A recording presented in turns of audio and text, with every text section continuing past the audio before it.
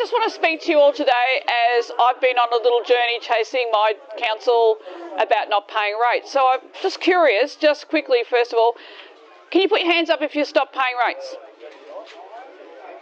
Can you put your hands up if you actually have to pay rates? Oh, you have to. Landowners. Do you have to or you are? Okay. All right, so in February of this year, I decided, being brave, that I would send an email to my council, which is in Mount Gambier, asking them why they had an ABN on their rates notice, if in case anybody else has noticed. And I thought, well, that doesn't sit right with me. If you've got an ABN, then obviously you're a business or a corporation. So one of the things I thought to myself is I'll throw in a few other questions just to get them to think. So it was to do with how they actually come to the costing of your rates. So the thing that I was really concerned about is I've been living out at Warralong, which is about 8 k's out of Mount Gambier, for nearly 20 years. And each time I get my rate notice, I notice there's an increase in value in my property. And I'm just a pretty easygoing person, lives on my own, and I've got a few animals, and I haven't spent a lot of money on my property. I'm actually happy with the way it is. It's probably got a little bit sad, but it's not like I can't live in it. It's actually a really nice place. So I've got 5 acres, and each time I've received my rate notice, I thought to myself, what the hell's going on? You know, I haven't actually had anybody arrive on my property and say, we're going to do a reassessment of your property to see what it's worth. So I listed quite a few questions I thought were quite relevant, and I emailed it to the CEO of the District Council of Grant, which is basically outside of Mount Gambier. So in the first instance, I thought they'll probably throw the email away. They won't even look at it. And within about 3 weeks, I received a response, and it sort of took me back for a minute because I wasn't actually even expecting to answer, because I just sent it to a general email address and I thought they won't even look at it.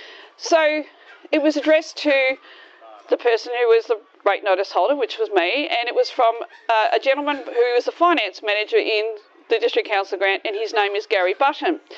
And in the first instance, I knew as soon as I started reading it, he was angry, really angry. And at this stage, I was paying my rates. I actually wasn't going to think about not paying my rates until I read the rates, the response to my initial email. So what actually happened was I'm reading it and I'm thinking to myself, this just doesn't sit right with me. I'm feeling a bit sort of like I'm being had. And at the very end, it was the last part of the actual email, they basically accused me of accusing them of extortion. Huh? Right? Now that's really funny because when I wrote my email, I actually didn't say that. I asked specifically for them to address the reasons why they had an ABN on their rates notice, why they were making alterations to my rate notice, saying my property had suddenly risen up 150,000 in 9 months, and the last question was, where's my wet ink signature? And of course, obviously, that was just a red rag. So I thought to myself, that's it, I'm not paying my rates. So I didn't do anything. So I received a rate notice, and then suddenly I got a letter, and it was a nice letter saying, Leonie, oh, look, you've got an issue. We're concerned that you haven't been able to pay your rates. Please come in and have a discussion or contact us by phone or whatever. And I thought, no, stuff you, I'm not doing anything. So then it got to about July, the middle of July, and I received a letter from a company called ARMA, which is ARMA. And they're a debt collector for councils and banking.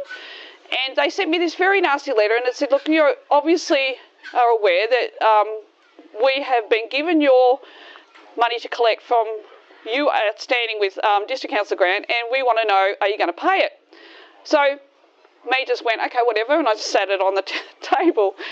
And then I started doing some research. And thankfully, because of Tim and other people that I've looked at through Telegram and stuff like that, especially Live in Private, and I was thinking of becoming a member of the Royal Registry. And I thought to myself, no, I'm going to see how far I can go with this. So I just kept doing more and more research. So I started writing letters. I thought, I'm going to write letters to the council and see how they respond. So at this stage, I was sort of thinking, I don't know where this is going. And then I thought, no, Leonie, put your big girl panties on. You can do this. It's not that scary. So I wrote my first letter, which was actually given by a friend that I know from Narra Court, Jeff, down here, which was the 2-page letter from the Freedom Fighters, which was done with John Wilson. And it actually is a very condensed... Oh, sorry, yes. It's a very condensed version of the 8-page letter that I was just talking to Tim about, which is his work, and it's absolutely amazing. So I sent that letter, and I was feeling really brave then, so I got on to Live in Private, and I found a quick page one. I thought, right, so I'll send that one on the Monday, and I'll see how they respond to that. And I thought, no, stuff it, I'll send them another one on Wednesday, and then I'll send them a big 8-page one on Friday. And of course, there was dead silence, and suddenly I received an express envelope in my Royal Mailbox at the post office saying that I actually had been registered to go to a magistrate's court for a civil hearing for outstanding monies that I received on the 30th of August that was registered on the 19th. And I went, oh, this is interesting. I wonder what they're doing. So I didn't do anything about it. I actually rang a number to find out what the court thing was, and the girl said to me, oh, you have to get online, do all the stuff. I thought, I'm not doing that. I just wanted to see if it actually was a registered number. So I thought, I'm not doing that, so I just put it aside. And then I got a letter from the council. And it basically said, you haven't registered your dogs. And I've got 2 St Bernards. And I thought, well, I'm not going to pay my bloody rates, I'm not registering my dogs. So they rang me up and they said to me, are you registering Humphrey and Willow? And I said, what are you doing? And they said, well, I was actually driving at work. And they said, oh, well, have you got your credit card handy? We'll take your credit card details over the phone. I said, who the hell do you think you are? You don't ring someone up at work and start demanding credit card details. I said, how do I know you're not bogus? You could be trying to scam me. So I hung up. So they sent me another reminder notice to say that I still had this money outstanding. And I was like, this is bullshit. 3 days later, they rang me again. I'm driving in my little van up in Narracourt, and next thing I'm on the phone to the council, and she's going, oh, hi, Leonie, it's such and such. You still haven't registered Willow and Humphrey. Are you going to register them? I said, who the fuck do you think you are? I just lost my shit. And I said, there's no way in hell I'm giving you my credit card details. I own canines, not dogs. Would you just leave me alone? Right, so at that stage, I was getting pretty pissed with them.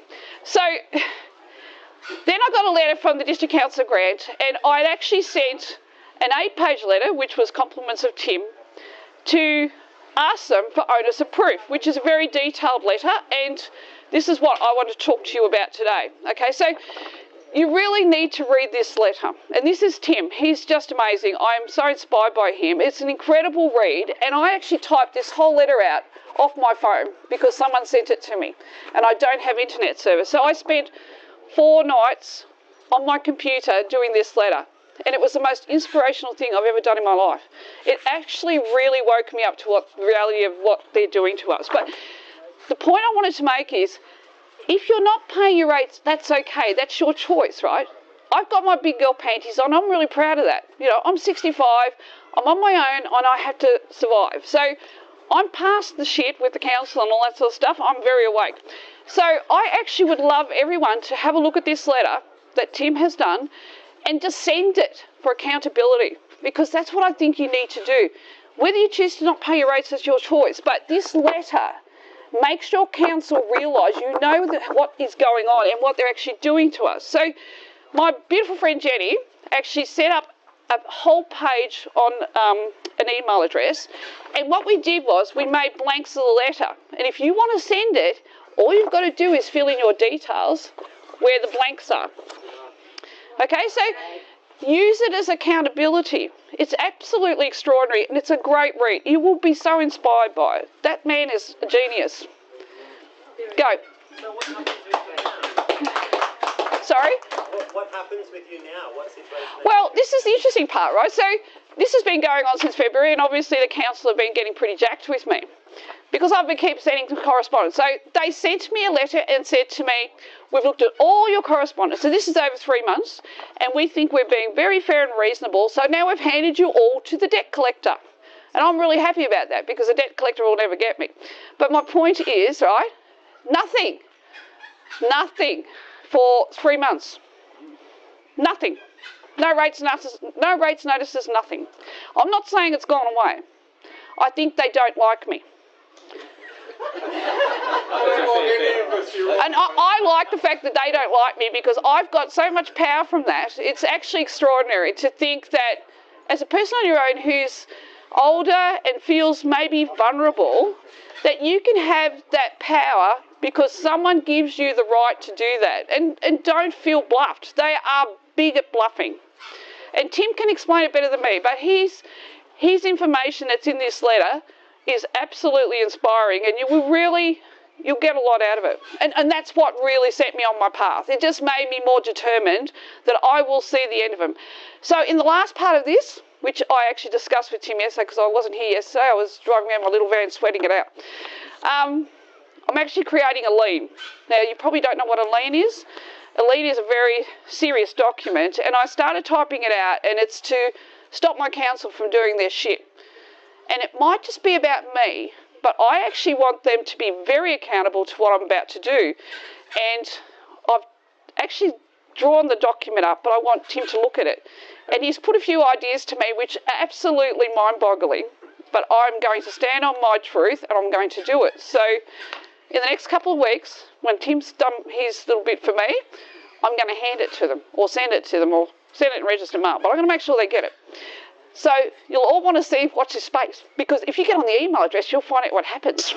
Did you just ignore the court date?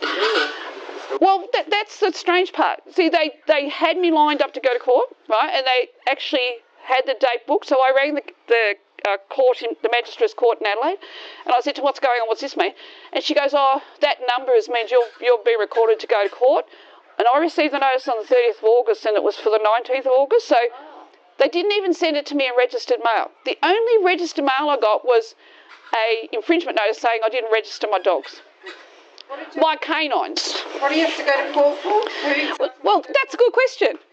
See, the whole thing is that this is about bluffing people, right? So that this whole scenario to me is bluffing. If you feel fearful by the fact that they're going to do all this to you, they'll just keep coming at you. But I've just gone, right, you're going to get more correspondence from me. Whether you like it or not, I'm just going to keep writing to you because you're really pissing me off. So I've just wrote letters that I know that shows I have power and I have knowledge, and they tend to sort of get confused because they don't know how to address it. And I did see on Live in Private, someone did the same as me, and somewhere along the line, this information came to the person, and they got a letter from the council, and it actually tried to address the 10 questions in Tim's letter. Is it 10? 10 questions. And each of them was just fluff, if you want to describe it like that. And I had a laugh because I looked and I thought, that's just bullshit. You're lying. You're all lying. How? There was 5 properties that got sold by council in the Mid-Murray Council. Yeah, but the whole thing is you have to do the process, right? Yeah. If you don't do the process, they do what they like. You're giving them permission to do what they like, right? Your power is in standing up to them and saying, I'm not putting up with that shit, but you've got to do the correspondence and you've got to be consistent, because what they do is they'll just keep scaring you. So just to add some flavour to all of this about my 2 St Bernards, this is really funny. So they sent me this notice, that infringement notice, and the District Council of Grant's community ranger came to my property, and I live out of town, facing the pines, and my next door neighbour is the biggest sticky nose on the planet. And I'm at work driving around my little van, and I get home and he rings me up, he goes, oh, Leonie, what have you been up to? I said, why? And he goes, oh, the community range has been sitting opposite your property from 12:30 to 2:30 watching your house with binoculars. And I said, you are joking, aren't you? And he said, no. He said, I know the guy. And I said, did you go and say something to him? He said, no. And then last week, or the week before, he rings me up again and he goes, you're really not in the good books, are you? And I said, why? And he said, the community ranger's been back again. And he said, I actually got home from work because he drives a van. And he said, I got out of the van and I thought I'm going to go over and ask him what he's doing. And as soon as he got out of the van and started walking towards him, the ranger took off. No, he's trying to see where my dogs are. They live inside. If he's trying to spot my dogs, that he can justify to himself that he's fined me, but in actual fact he can't see them. They're living inside my house, so he can't come down my driveway because I've 5 acres and I shut my gate. He has to have my authority. Now, isn't it strange that he can't ring me to ask permission to come and see me about the dogs, but they can ring me to ask for my credit card? Do you see what I mean? It's just bluff. Dogs aren't registered, they can't take them. Well, but the whole thing is it's all about bluffing. You've got to look at it like this. Just remember, they are a corporation and they'll do whatever they can to take your power away from you. So how far do you want to let them go? You know, I just feel that everyone has to stop and say, do you realise if every person here, if you all own a property and you refuse to pay your rates, do you think the council's going to take all of us to court? No. Well, come on. What are you waiting for?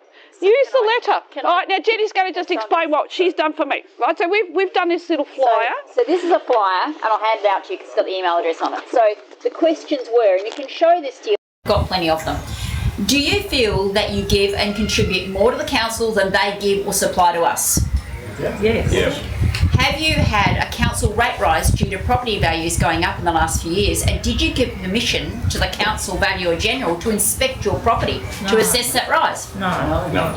Have you ever looked at the council rates notice and wondered why they have an ABN? Having an ABN indicates the council is operating as a business or corporate identity. Have you signed with ink in a contract with this business? Now that means, have you actually signed with your name, right? If not, their business with you is invalid. Whether you got a property or not, if you haven't signed it, it's actually invalid. Did you know that local government is not lawful because it's not mentioned in the Commonwealth Constitution? A referendum was held in 1988 to recognise local government in the Constitution, but it failed. Now, there is a Supreme Court document on the back of this pamphlet that says at the very bottom, as it's got highlighted, rates and charges by local government councils are unconstitutional and fraudulent. That is the Supreme Court. Okay, so that's actually a document, Supreme Court, with the stamp on the bottom from before Chief Justice on the 25th day of September 2001.